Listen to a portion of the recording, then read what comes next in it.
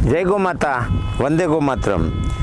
મિત્રો, ગાય ગામડું ને ખેતી અને એમાંય રાજકોટમાં વિશ્વનો સૌથી પહેલો ભારતમાં ગાયનો પ્રદર્શની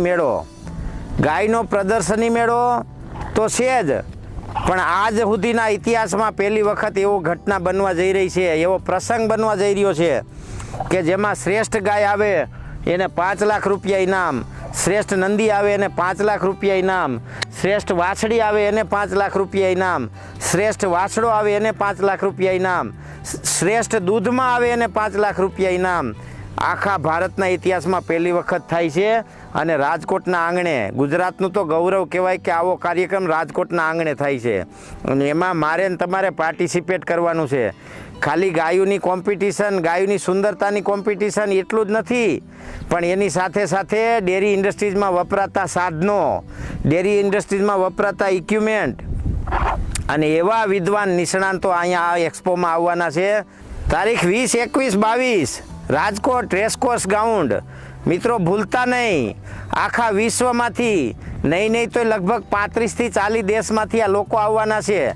આવા એક્સપો અત્યાર સુધી બ્રાઝિલમાં જ થતા હતા, પણ હવે ભારતમાં ચાલુ થયા છે.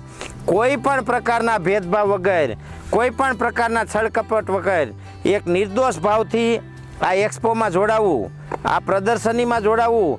આ પ્રદર્શની એક ઇતિહાસ રચવા જઈ રહી છે. ખાલી ગાયની માટે નહીં, પણ રાષ્ટ્ર માટે પણ ગૌરવ છે. અને એમાંય મારા ગુજરાતમાં થતું હોય એટલે ગુજરાતનું તો ગૌરવ છે જ, અને એમાંય મારા રાજકોટના આંગણે. બહુ મોટી વાત છે મિત્રો, તમે ભૂલતા નહીં. તારીખ 20, 21, 22 ફેબ્રુઆરી અને રેસકોર્સ ગ્રાઉન્ડ. આવો દુર્લભ અવસર ઇતિહાસમાં પહેલી વખત. મિત્રો, આખા વિશ્વએ ગાયના મેળા કર્યા, ડેરી ઇન્ડસ્ટ્રીઝના એક્સપો કર્યા, પણ એમાં ભારતનો આવો એક્સપો ક્યારેય નહોતો થયો જે એક્સપો થવા જઈ રહ્યો છે. અને નીચે તમે સ્ટોલ બુકિંગ માટે કોન્ટેક કરી શકો અને તમારી ગાયને, નંદીને રાખવા માટે પણ કોન્ટેક કરી શકો.